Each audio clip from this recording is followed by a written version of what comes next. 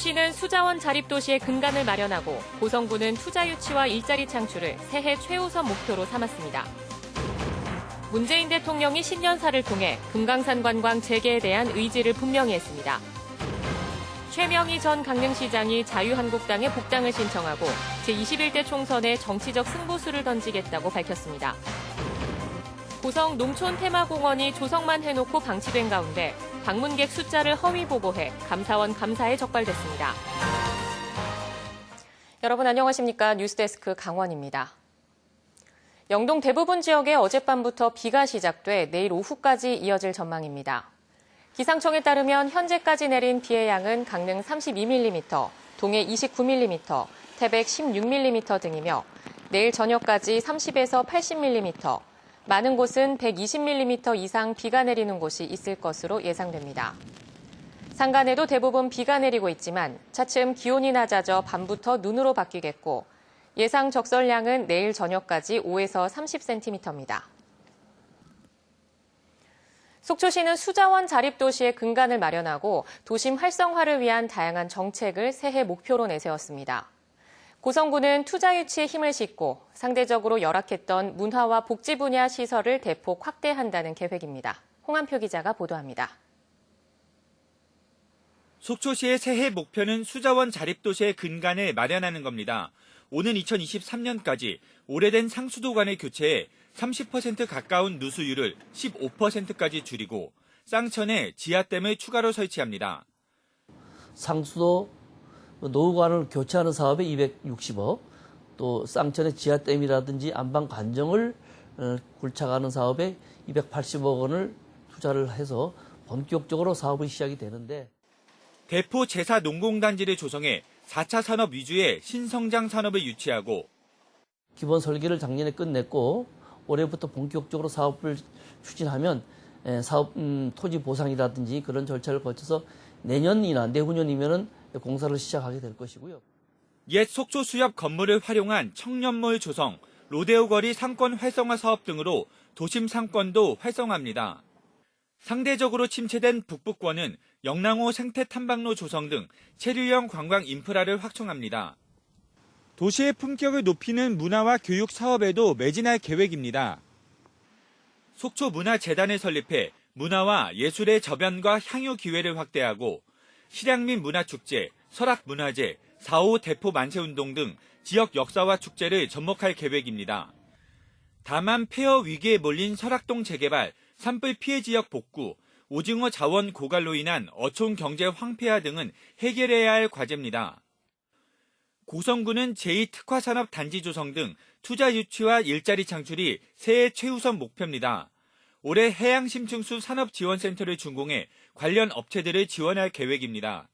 산업체들이 우리 농공단지에 입주를 하게 되고 또 해양심층수를 보다 좀 바이오라든가 또 음료 이런 쪽으로 좀 다각화하는 그런 사업들을 많이 유치를 할 계획입니다. DMZ와 통일전망대 등을 활용해 대표적인 체류형 평화관광지를 조성하고 건봉사 극락전 복원, 울산바위 전망타워 조성, 청간정 체험관광 등 관광 인프라도 확대합니다. 고성군은 송지호 일대에 출렁다리를 조성하기로 하고 올해 실시 설계에 들어가 내년 착공, 2023년에 완공할 계획입니다. 지역 주민에게 종합적인 복지 혜택을 제공할 복지 커뮤니티 센터를 오는 10월 준공합니다. 문화재단 설립과 문화예술회관 신축 준비, 지역예술인 전수교육관 건립 등을 진행하고 상반기 안으로 행복고성 문화복합센터와 작은 영화관 등을 조성할 계획입니다. 영화관 또 아니면 복지 커뮤니티 센터 또 피지컬 센터, 체육센터 같은 거 이런 것들을 작년도에 예산을 확보를 했는데 올해 본격적으로 착공을 한다라거나 추진을 할 계획입니다. 고성군은 금강산 관광 장기 중단에 따른 지역 경기 침체, 알프스 스키장 재가동 여부 불투명, 일부 관광시설 조성에 대한 환경단체 반발 등 넘어야 할 산도 산적해 있습니다.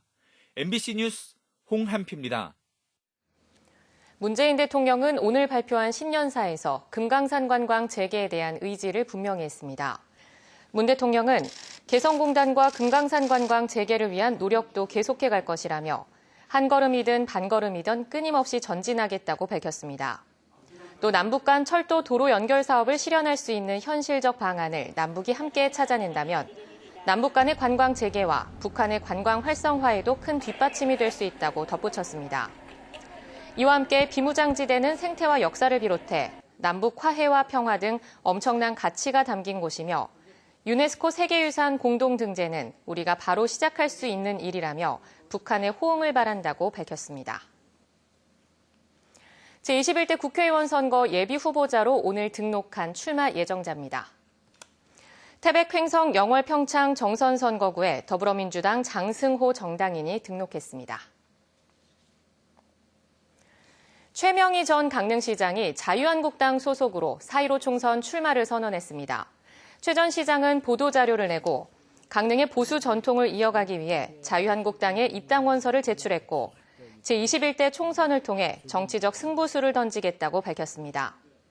3선 강릉시장을 지낸 최 전 시장은 권성동 국회의원의 바른정당 입당으로 당협위원장이 됐으나 권 의원이 자유한국당에 복귀하자 이에 반발해 2017년 12월 한국당을 탈당했습니다. 민간 요양시설은 복지시설로 운영비 일부를 국가로부터 지원받고 있습니다. 하지만 동시에 사유재산이다 보니 일부 요양시설에서는 복지서비스 원칙보다는 시설장 방침에 따라 불합리한 일들이 벌어지고 있습니다. 박은지 기자입니다.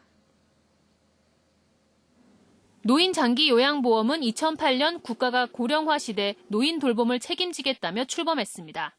2020년 현재 전국에 2만 3천여 곳의 노인복지시설이 있는데 97%가 민간 소유입니다. 문제는 국고로 운영비 대부분을 지원하면서도 관리 감독이 제대로 이루어지지 않아 종사자들에 대한 낮은 처우나 갑질 문제가 반복된다는 겁니다. 요양보호사들이 열악한 근무 환경 개선 등을 요구하며 파업에 들어간 월정사 요양원은 종교 관련 행사나 봉사활동에 강제 동원되고 비품 사용을 제한하거나 퇴근 후 업무 지시, 벌점 부과 등 괴롭힘이 이루어졌다는 증언입니다.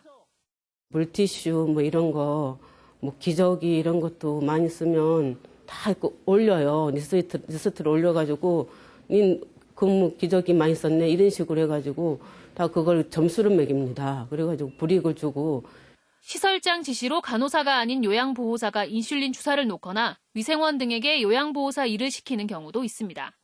시설장과 친분이 있는 고3 학생이 실제 봉사활동을 꾸준히 하지 않았어도 마치 한 것처럼 한꺼번에 일지를 만들게 했다는 증언도 나왔습니다.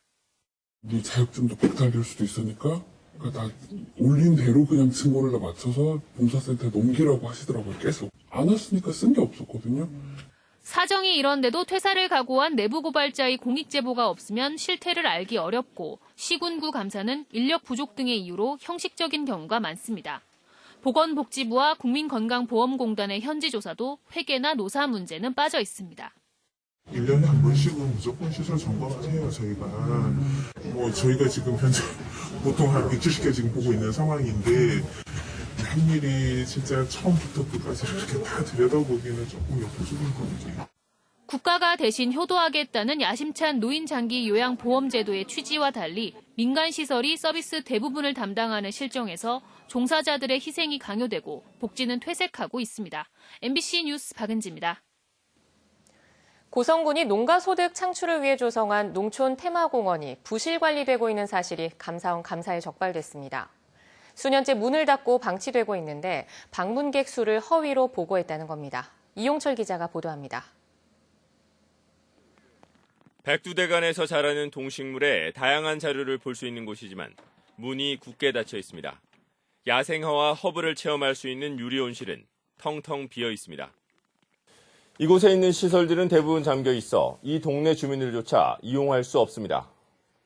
아로마 체험장과 숙박시설도 2017년부터 수년째 찾아오는 사람 하나 없습니다. 고성군이 국비와 도비 등 50억 원을 투자해 지난 2014년 만든 농촌 테마공원이지만 수년째 방치되고 있습니다. 하지만 고성군이 지난 2017년과 2018년 연간 방문객을 4,000명이라고 부풀려 보고를 했다. 감사원 감사에 적발됐습니다. 고성군은 이에 대해 라벤더 축제장을 찾는 관광객들이 방문한 실적을 포함했다며 좀 억울하다는 입장입니다. 건물 중간에도 습지공원도 있고 그 벤치에 앉아있는 명정도 다 포함이 되고 그래서 최소한의 그 면적으로 해서 4,000명이라는 그런 수치가 나온 거 아니냐. 지역에서는 당초 농촌테마공원의 취지를 살리고 농가 수익 창출을 위한 고성군의 대책 마련이 필요하다고 지적하고 있습니다. 농어촌 테마 조성 사업이 50억이라는 예산을 투자하였으나 실질적인 부분이 있어 제대로 활용을 못한 부분에 대해서는 집행부에서도 관광객의 유치와 지역 수질을 늘릴 수 있는 대책이 필요하다고 생각합니다. 감사원은 농촌테마공원 운영 실태를 사실과 다르게 보고한 고성군 공무원과 사업 점검을 철저히 하지 않은 강원도 공무원에 대해 주의 조치했습니다. MBC 뉴스 이용철입니다.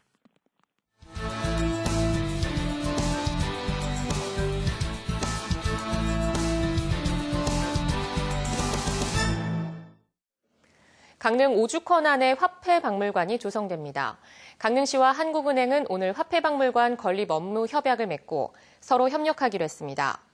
강릉시는 오죽헌안 향토민속관을 전면 개보수해 한국과 세계 화폐를 전시하고 체험시설을 설치할 계획입니다. 특히 어머니와 아들인 신사임당과 율곡이 선생이 화폐 모델인 만큼 화폐 인물들에 대한 자료를 대폭 전시할 계획입니다. 강릉시는 화폐박물관 건립에 80에서 100억 원가량이 필요하다고 보고 국비 확보에 힘써 내년 상반기 공사에 들어갈 예정입니다. 한전이 고성 속초 산불 피해 보상 신청을 받기 시작한 가운데 이를 반대하는 4.4 산불 피해 보상 대책위원회가 출범해 비대위원장을 검찰에 고발했습니다. 4.4 산불 피해 보상 대책위원회는 오늘 한전을 상대로 손해배상 청구 소송을 준비하면서 한전과 보상률을 협상한 고성 산불 비대위의 절차적 문제를 제기하며 새로운 보상 협상 투쟁을 시작한다고 밝혔습니다. 이와 함께 노장환 고성 산불 비대위원장을 위계에 의한 권한 행사와 비대위 업무방해 등의 혐의로 검찰에 고발했습니다. 한편 한전은 어제부터 고성군 토성농협 회의실에서 고성 지역 산불 이재민을 대상으로 피해배상 절차 진행에 필요한 개인정보 제공과 활용 동의서 접수를 받고 있습니다. 강원랜드 전 이사들의 손해배상 책임 감경을 요구하는 성명 발표가 잇따르고 있습니다. 어제 정선지역 공동추진위원회에 이어 오늘은 태백시 지역현안 대책위원회가 강원랜드 전 이사들이 오투리조트 150억 원 기부에 찬성한 건 폐광 지역을 대표하는 이사로서 당연한 것으로 강원랜드의 최대 주주인 광해관리공단에 손해배상의 감경을 요구했습니다. 위원회는 또 폐특법 제정과 강원랜드 설립에 앞장섰던 이사들에게 모든 것을 앗아가는 가혹한 형벌만은 거둬달라고 호소했습니다. 평준화 지역 일반고 배정에 올해 처음 적용되는 선지원 후 추첨제에 따라 내일 추첨 대상자가 발표됩니다. 강원도 교육청은 내일 오전 10시 도교육청과 교육지원청 홈페이지를 통해 춘천과 원주, 강릉 등 평준화 지역 일반고 추첨 대상자를 발표합니다. 추첨 대상에 포함된 학생들은 14일 공개 추첨을 거쳐 오는 17일 최종 고등학교 배정 결과를 알 수 있습니다. 강원 뉴스 마칩니다. 시청해주신 여러분 고맙습니다.